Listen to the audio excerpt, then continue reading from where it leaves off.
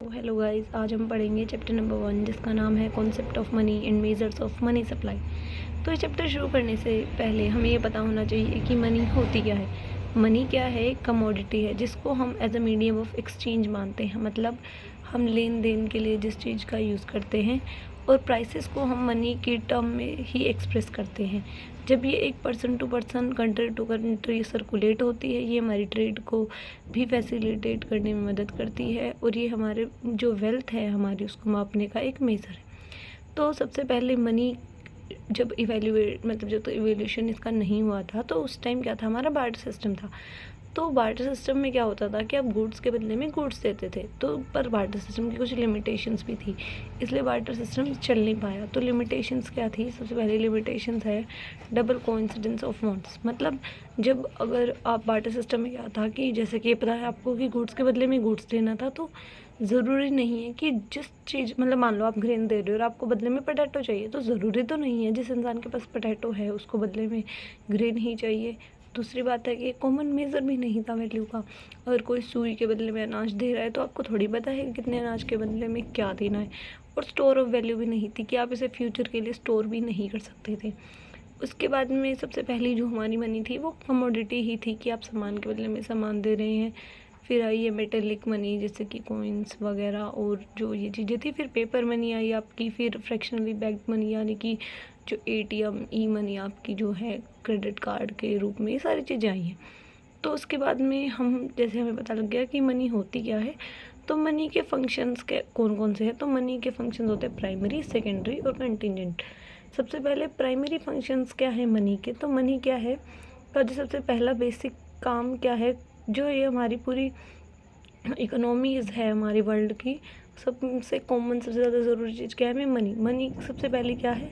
सबसे important function money क्या है कि एक मीडियम है एक्सचेंज का। मतलब इसके बदले में आप सामान की लेन देन कर सकते हो।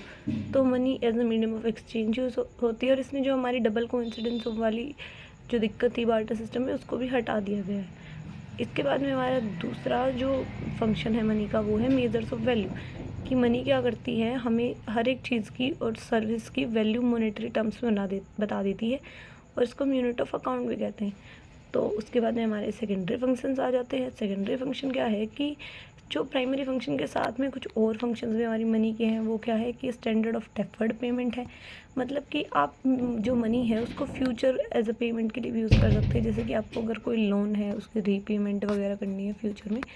दूसरी है स्टोर ऑफ वैल्यू। मतलब ये क्या करती है? ये आपकी जो परचेजिंग पावर है उसको मनी आपकी क्या करती है? स्टोर करती है और हम इसको यूज़ करते हैं हमारी फ्यूचर सेविंग के लिए।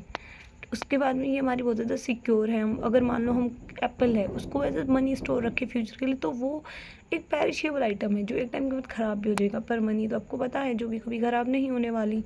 उसके बाद में तीसरा है ट्रांसफ़र ऑफ वैल्यू। कि जैसे कि ये हमारा एक कन्वीनियंट मोड है, हम वैल्यू को ट्रांसफ़र कर सकते हैं। जब भी हम कोई सामान कहीं पे ख़रीदे तो हम फार ऑफ, मतलब दूर की जगह पे भी हम पैसा भेज सकते हैं। और ये क्या करती है? सेटिस्फाई करती है ह्यूमन वांट्स को। तो हमने प्राइमरी सेकेंडरी फंक्शंस पढ़ लिए। अब लास्ट आते हैं हमारे कंटिजेंट फंक्शंस। मतलब ये भी कुछ सिग्निफिकेंट फंक्शंस हैं हमारे जो इकोनॉमिक डेवलपमेंट के टाइम पे हमारी काम आते हैं। तो क्या है कि मनी एक फॉर्म है, बेसिस है अदर क्रेडिट इंस्ट्रूमेंट का, जैसे कि चेक है, ड्राफ्ट टाइम, सबकी फॉर्म में भी मनी हमारी हेल्प करती है। फिर है कि मनी से हम हमारी नेशनल इनकम कितनी और कहाँ डिस्ट्रीब्यूटेड है वो भी देख सकते हैं, पर कैपिटा इनकम भी। फिर ये बियरर ऑफ ऑप्शन है। मतलब हम क्या कर सकते हैं कि अगर एक बार के लिए हमारे पास पैसा है तो हम उसको बहुत सारी जगहों पे भी हम इसको यूज़ कर सकते हैं। गुड्स और सर्विसेज के बदले हम इसको ख़रीद सकते हैं। फिर है गारंटी फॉर सोलवेंसी। मतलब अगर कोई किसी इंसान का दिवालिया निकल जाएगा, वो इंसॉल्वेंट हो जाएगा, तो एक फर्म उसको बैंकरप्ट घोषित कर देगी जब वो अपनी मॉनेटरी लायबिलिटीज़ फुलफिल नहीं कर पाता। फिर है फैसिलिटेड लिक्विडिटी ऑफ कैपिटल। मतलब जो कुछ ये क्या है, हमारी फिक्स्ड असेट है जो होते हैं उसको हम मनी में कन्वर्ट करवा सकते हैं, ताकि ये क्या बन जाए? गारंटी बन जाए लोगों की वेल्थ के लिए। फिर उसके बाद में क्या है कि हमारा अगला कॉन्सेप्ट आता है वो है मनी सप्लाई। तो मनी सप्लाई के अंदर क्या क्या आता है हमारा?